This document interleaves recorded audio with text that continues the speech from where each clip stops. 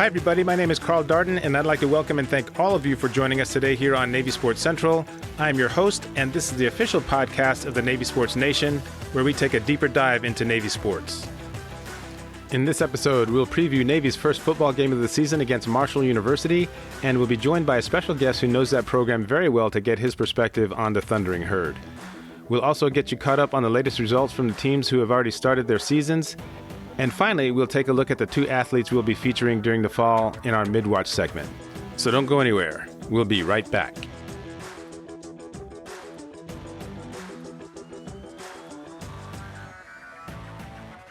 All right, welcome back, everyone. Whether you are a regular or a first-time listener, thanks for making us part of your day. Now, as I just mentioned, we're going to spend a fair amount of time previewing the Mid's first football game of the season against Marshall University. But first, I did want to get you all updated on how the Navy fall sports season has been going so far. Right now, there are 3 teams that have gotten started already, and that would be volleyball as well as men's and women's soccer. The volleyball team got going right away. They played 4 games over a span of 3 days, and they came out of it with a 3-1 record, so not a bad way to come out of the gate. On Friday, the Mids beat Binghamton 3-0 and Cleveland State 3-1, and they followed that up with another W over Morgan State on Saturday.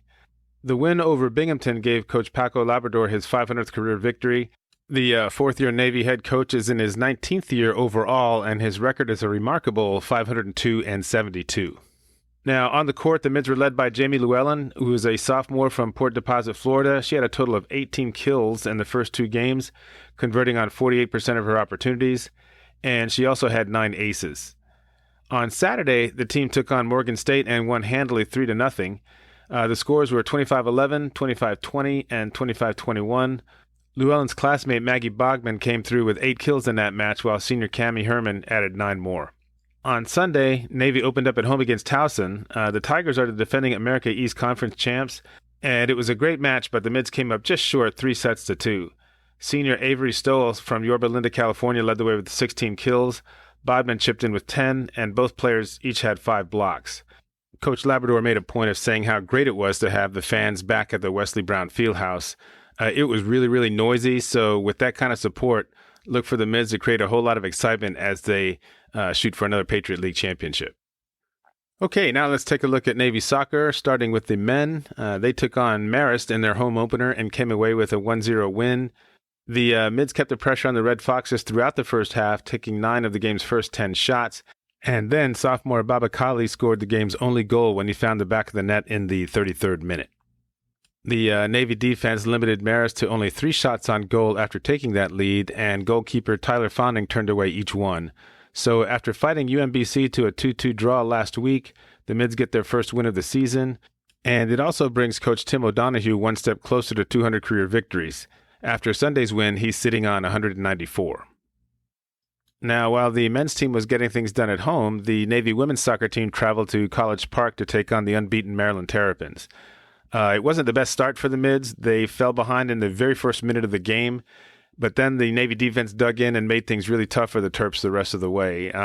Maryland had more shots on goal, but the mid-sophomore goalkeeper Maddie Gallagher was up to the challenge, and she was able to stop those last 5 opportunities that the Terps had.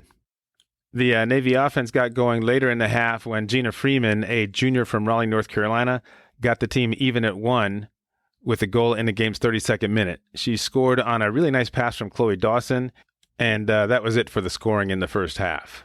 In the second half, the Mids defense really clamped down, forcing Maryland into several low-percentage shots. Then in the 52nd minute, sophomore Caitlin Durant came up with her 3rd goal of the season to put Navy up 2-1. 10 minutes later, they bumped their advantage to 2 goals when Alexa Riddle took another nice pass from Dawson and put the shot past the Maryland goalie. Okay, so now the Mids are up 3-1, but there's still a lot of time left, and that Maryland team is very fast and athletic. But the defense was playing with a lot of confidence, and they did it. They were able to hold off the Terps for the rest of the game and come away with that 3-1 win. It was the first time the Mids had ever beaten Maryland on the road, and it was also only their 2nd win overall against that program. Coach Karen Gabera called it one of the team's best efforts in recent memory, and the defending Patriot League champs are now 3-0-1 going into their next game against Ohio University. Okay, now you're all up to speed on the Navy's fall sports season. Tell you what, we're going to take a quick break, and we'll be back shortly with our preview of the Navy football team's home opener against Marshall University this Saturday.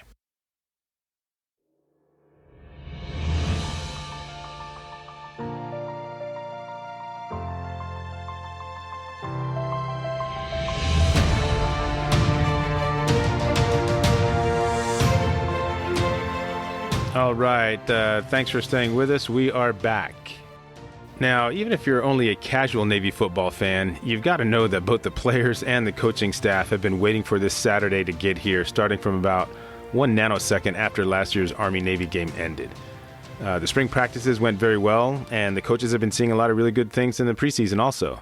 And that's really good because it's not going to take very long at all for the Mids to find out exactly where they stand. The Thundering Herd from Marshall University will be coming to town, and that team is no joke. They finished 7-3 last year, dropping a tough one to Alabama Birmingham in the Conference USA Championship game.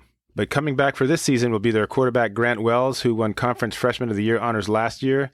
And they'll also be returning several starters from a tough defense that ranked first in the nation in fewest points allowed.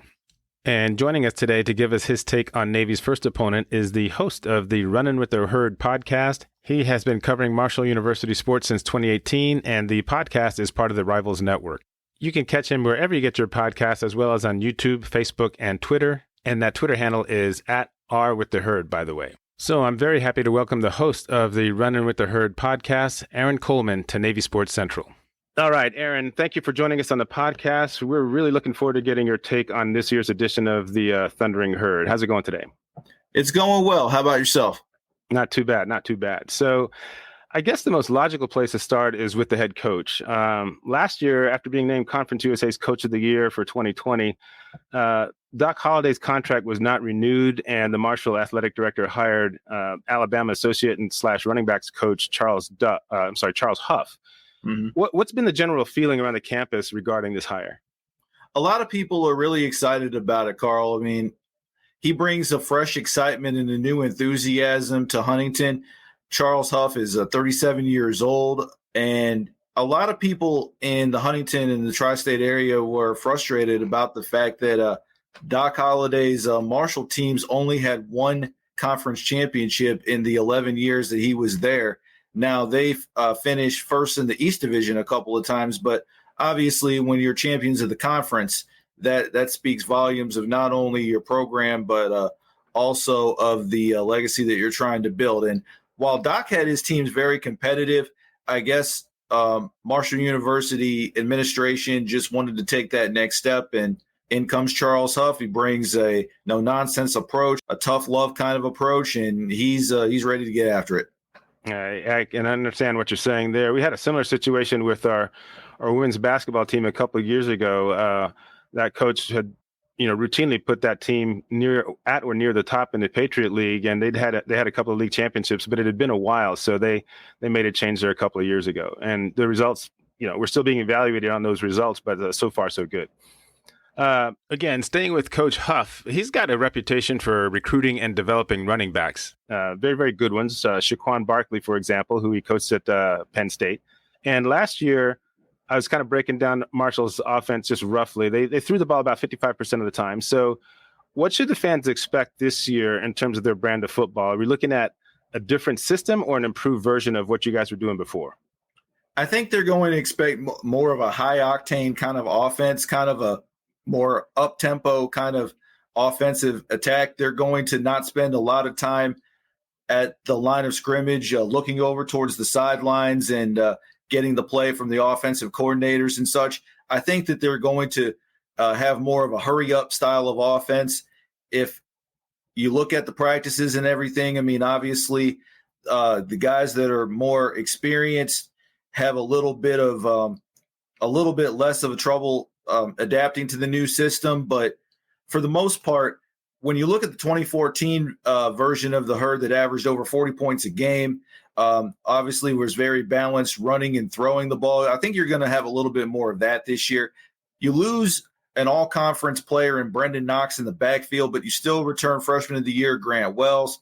He has a lot of offensive weapons on the outside. So you're going to see a little bit of a more vertical threat from Marshall this year, I have a feeling. Okay, yeah, and that brings me to my next question around your quarterback, Grant Wells, who'll be entering his sophomore year. Pretty good year last year, 60% of his passes completed, nearly 2,100 yards. It sounds like this type of offense that you're sliding to might fit him a little bit better, don't you think? Yeah, I think so. I mean, obviously the last 3 games of the season were rough for him, but I mean, for any freshman, I mean, you're going to hit that freshman wall, so to speak. and he was missing some offensive linemen due to injury and illness and that sort of thing. But I do think that he's going to rebound. I think that he's going to do well in this fast-paced attack, and I think you're going to see a much improved Grant Wells in 2021. Okay. All right. And you did mention in general some of the, that he does have a few weapons to work with. Let's talk about two or three of those. Who are some of the guys on the offense that Navy's going to have to be thinking about, and what are some of their strengths that could cause some problems for the Navy defense? I think they're going to have to be thinking about Xavier Gaines, who came in as a quarterback, a 4-star recruit out of the Polk County, Florida area, and he's played tight end for the Herd for the last couple of seasons, but they've lined him up at quarterback, tight end, running back, wide receiver. So they move him all over the field, and he's a hard guy to cover. Another guy for the midshipmen to worry about on the offensive side is Corey Gamage, 6'4", 220-pound receiver out of Delray Beach, Florida. He led the Herd in receiving yards this past season, and he had 3 or 4 touchdowns for the Marshall offense. And he's one of those guys that possesses a big body, an NFL-type frame, and he can high point the ball at any given time. So those are 2 guys that you have to watch out for if you're a Navy fan or opposing defensive coordinator. Got it. And now let's talk about the Thundering Herd defense. Last year, 13 points a game, so pretty stingy, and that's going to be a tough, tall order for Navy to deal with.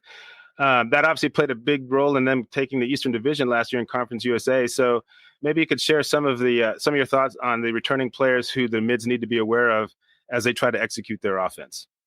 Absolutely. Well, you have a quality front seven for the Thundering Herd that only gave up a high of 22 points in a single contest, and that was in the Conference USA Championship game against UAB. They averaged giving up only 13 points a game. They held App State to only 7 points in their contest that they played earlier in the season last year in September. So you have a quality front seven for the Herd. It all starts up front with guys like Jamari Edwards, Kobe Cumberlander, guys like that.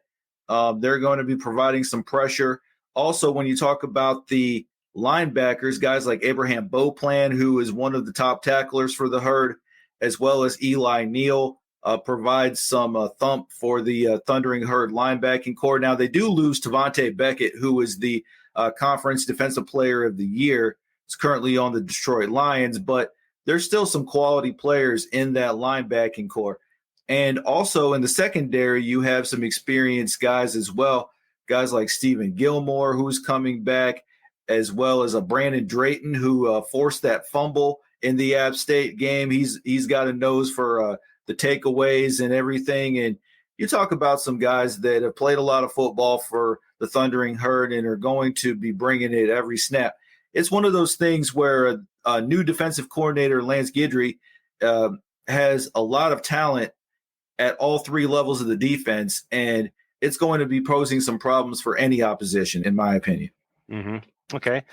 Now, one question I had, I was kind of scanning through Marshall's schedule from last year. I didn't go into 2019, but I'm kind of curious. Do you know if in the last couple of years they've played a team that has run a triple option style offense, or has it been mostly the RPO stuff? It's mostly been the RPO stuff, Carl, but they really haven't played a triple option team in a long time, to be quite honest with you. I mean, a lot of what they face is similar to what they do with the multiple receiver sets and the shotgun formation and that sort of thing. So I really cannot recall a time where they played a triple option team recently. Okay, so we'll see how they adjust to that. So last year, the Thundering Herd finished 7-3. They played for the Conference USA Championship. What are the expectations this year, and how did the hiring of the new coach affect those expectations? Their expectations is to get back to the championship this year and win it. I mean, obviously, when Marshall was in the MAC from 1997 to 2004, they won 5 championships in 7 years. Their motto was, "We play for championships," and they're trying to get back to that, honestly, and they're trying to get back to not only being competitive, but also getting to the championship game and winning the championship game. So it's one of those things where the expectations haven't changed just because there's a new coach in place. and a bunch of new assistants, save for Tim Cramsey, who is the lone holdover from the previous administration. So, I mean, obviously, they have a bit of a interesting out-of-conference schedule, starting off with Navy, of course, and then, a rematch with App State a little bit later in September. But the expectations don't change, even if the coaches do. Okay. All right, good. And last question, and by the way, I do want to ask you like 5 quick lightning round questions after this last one. Hopefully you have a little bit of fun with it. But is there anything else about the team you want to share that we didn't cover? I think that's pretty much it. Okay. All right.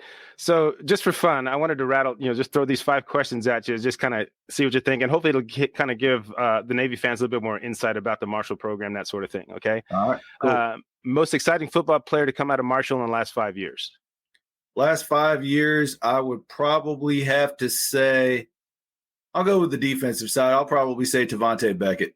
Okay. All right, good. And he played what position? He was a linebacker? He was a linebacker, yeah. Got it, yeah. Okay. Most satisfying win of the 2020 season? The win over Appalachian State at home in Joan C. Edwards Stadium when App State was 23 ranked in the country, and we pulled off the upset, held them to just 98 yards rushing and only 7 points on the board. Okay, good deal. All right. The guy either on offense or defense that could surprise Marshall fans the most this year? I would say probably Rasheen Ali. He's a running back out of Cleveland, Ohio, Shaker Heights. And he's one of the guys that's going to be in line to replace Brendan Knox for this upcoming season. He'll probably split time with a more experienced back, but I think he's going to break out, probably lead the team in rushing and touchdowns and so forth. Okay. All right. Toughest opponent on the Thundering Herd schedule for 2021? Navy. I mean, the first game is always the toughest game. So, right. I mean, obviously when you face a offense that you don't really see that much of anymore, and there's things that you have to prepare for mentally, and it's more of a chess game as opposed to being more of a physical matchup. So I think that the first one's always the toughest one. Right. Okay, good. Okay, so if we set the number of wins for Marshall this year at 8.5, are you going to take the under or the over? I'm going to take the over. I think they're going to either 9-3 or 10-2 this upcoming season. All right, good stuff. All right, Aaron, that's all I got for you today. Listen, I want to thank you once again for joining us on the Navy Sports Central podcast, and I look forward to seeing the game this weekend. Absolutely. Thank you for having me. All right, you take care. All right, you too. Okay, that was Aaron Coleman, the host of the Runnin with the Herd podcast, letting us know what we can expect from Marshall University as they take on the Mids this weekend. I tell you what, we're going to step away for a short break, and when we return, I'll share my 3 things to watch for during the game that I think could determine the outcome.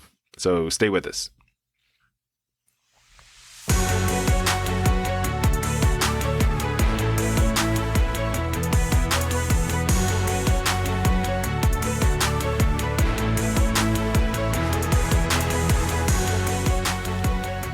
All right, we are back.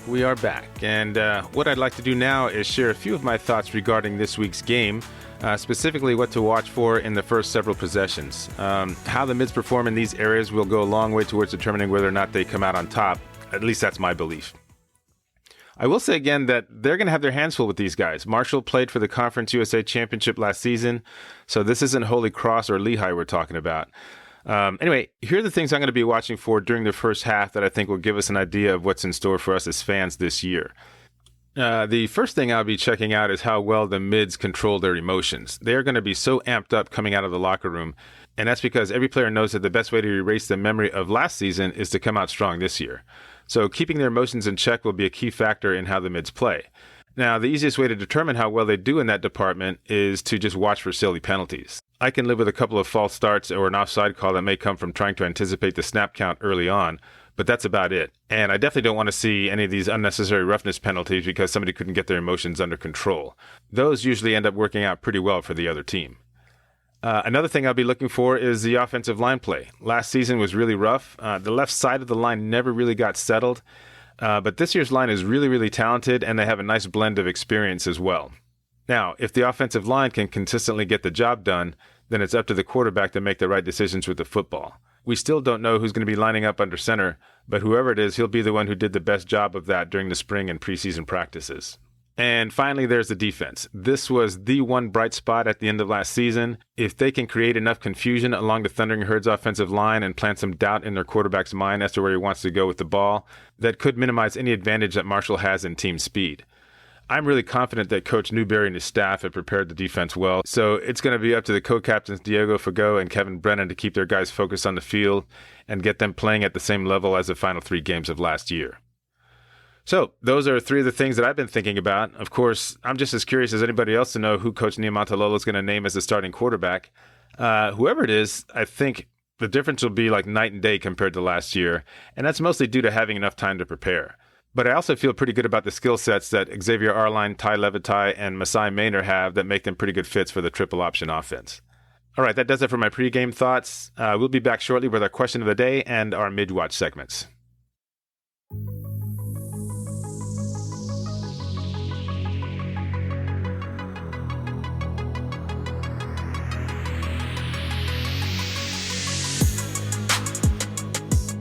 All right, thanks for staying with us, everyone. Carl Darden here with you on Navy Sports Central. We are into the home stretch, and now it's time for our question of the day. First, let's go ahead and check out the responses to the question from our last episode. And you may recall, as we finished our conversation with lightweight rowing coach Sean Bagnall, I asked the following. What are your thoughts on rowing machines compared to other kinds of indoor cardiovascular fitness equipment? And here were the choices I gave you. A was, I think they're great. I use them all the time. B, not my go-to machine, but it's a nice change of pace. And C, forget it. I'd rather dive headfirst off the Empire State Building onto a thumbtack. And we also had over 20 responders to this one, so that was pretty cool to see. And based on the answers, most of you liked rowing machines as a nice change of pace. So here are the ones who went with that selection. Looks like there were a total of 15, and that includes Tim Smith, Tom Mortensen, Dan Pepper, B.D. Smith, Steve Gravini, Luann DiMatti, Paul Garazewski, Fred Payon, T.D. Smyers, Michael Davis, Sam Ritter, Robbie Valdez, Michael Clark, and Melanie Doherty, who also goes by the moniker Melanie Who Loves Her Dog. So thanks, Melanie, for responding. And there are 5 of you in the group who use rowing machines all the time, and those would be Tom Callahan, William Barbie, Warren Mazanek, Greg Shore, and Jason Schaefer. Now, for those of you who remember our podcast episode from a few months ago, Tom Callahan is a former Navy lightweight oarsman, and he offered up this comment. He says, Carl, as a swimmer, I've always viewed the pool as requiring laps, and as a rower in the pre-concept 2 days, those machines were nothing but 2,000-meter gut-busting time trial devices.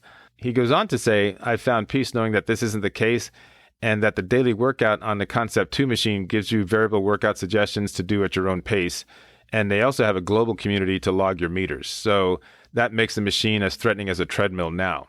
And I agree. I'm pretty sure I didn't tell you guys before, but the first piece of indoor cardiovascular equipment I owned was actually a rowing machine. This was about 30 years ago when I was still on active duty in Pensacola.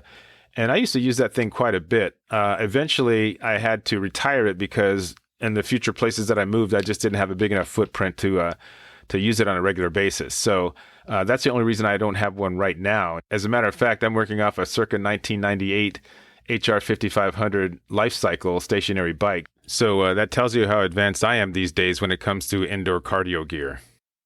I also heard from Greg Shore, who is another classmate, so thanks for checking in, Greg. He says he uses a Concept 2 rower for all kinds of cardio conditioning, and it goes for multiple, short, and fast intervals all the way up to endurance rows. And I'm pretty sure I recall from a previous comment that Greg is a big CrossFit guy, so Greg, more power to you. My brother was into that for a little bit, and I'm all into fitness, but man, you guys are just a little bit nuts for me. And we also had a couple of responders in the Empire State Building thumbtack category. The first was Lowell Crow, and the second one was Scott Gordon, who I think Gordy was being a little bit tongue-in-cheek here because I don't think his enthusiasm for rowing has dropped off one bit since he started. Gordy's comment was, love rowing so much. The Concept 2 feels like punishment, but that and the water rower provide good simulation and an awesome full body workout. We also heard from Tom Nicholas and John Shea. Tom commented on the large footprint, making it necessary to go with other options on board the smaller ships. And John thinks they're a really good workout, so I'll add him to the 5 guys I mentioned earlier as being big rowing machine fans. Thanks to everybody who got back to me on that question. That was some great engagement on that one. So let's go ahead and move on to our question of the day for this episode. And it's very similar to the one I asked Aaron Coleman earlier regarding the over and under on Marshall's record this year. So here it is. If I put the number of Navy wins at 6.5, are you going to take the over or the under? And you can look for that question being up on our Facebook group page very, very shortly. And feel free to respond to that just like we did on the previous questions, okay? And I'll go ahead and read back the results on our next episode. All right, before we wrap things up, I want to identify the two athletes we'll be keeping an eye on during the fall sports season in our mid-watch segment. For the women, we'll be tracking Navy volleyball opposite hitter Avery Stoll. We mentioned her earlier when we were talking about the mids game against Towson. Stoll, again, is a senior from Yorba Linda, California, and she's a 5'11 senior. Coach Labrador calls her one of the most complete players ever to come to Annapolis. So as evidence of that, she currently leads the team in kills with 40, and she's strong on defense as well. Her 9 blocks so far this season is good for second on the team behind Maggie Bodman. So the mids are off to a strong start this year, and Stoll's all-around play is a big reason for that. For the men, our focus will be on Ashwin Briggs. He is the captain of the men's cross-country team. Briggs is from Pickerington, Ohio, and over the course of his career, he has finished in the top 7 in 11 of 13 races. And you'll recall from our conversation with Ginger Rice last month that grabbing one of those top 7 positions is key for the team to score well. So very, very consistent performance from Briggs so far in his career. He's also a member of the indoor and outdoor track teams. He's an excellent middle distance runner. Last spring, he was part of the Patriot League champion 4x800 meter relay team, and he was also the indoor 800 meter champ in 2020. So I'll be updating you on Avery and Ashwin towards the end of every podcast episode during the fall sports season. I am definitely looking forward to seeing how they perform for their respective teams. All right, that's going to do it for this edition of Navy Sports Central. Thank you all so much for joining us. Now, if you like what you've heard, remember to follow us wherever you get your podcasts, and be sure to spread the word to all the other Navy fans out there. Once again, I'd like to thank Aaron Coleman, the host of the Runnin with the Herd podcast, for joining us today to talk about the Navy Marshall football game this weekend. And remember, you can respond to our question of the day by going to the Navy Sports Nation group Facebook page. I'll go ahead and pin it to the top so you won't miss it. And just a quick reminder, the views expressed on Navy Sports Central are my own and do not reflect those of the U.S. Naval Academy or Navy Athletics. By the way, the music used on Navy Sports Central podcast comes to you from Audio Jungle. This is a great resource for purchasing the rights to use music from thousands of artists around the world, and those we feature in our podcast will be credited in our show notes. Talk to you soon, everybody. Until next time, this is Carl Darden. Go Navy, beat Army.